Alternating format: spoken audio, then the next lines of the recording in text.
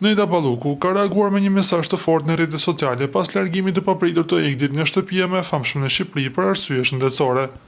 Në një postim në Instagram, Nejda shkruan për njerëzit shpirt prishur dhe kazmat njerëzore, që bëjnë gjithçka për vëmendje duke përdorur një krahasim me personazhin e Gregor Zamzës nga novela Metamorfoza e Franz Kafkës.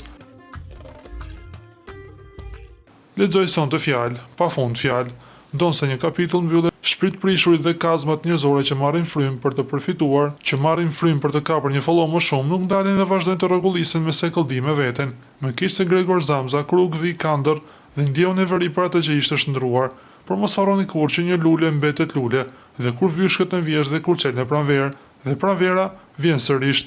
Pra Nejda kritikon ata që përfitojnë nga situatat për vëmendje dhe thekson që edhe pas vështirësive, e vërteta dhe vlerat e tikujt mbetet të pandryshuara.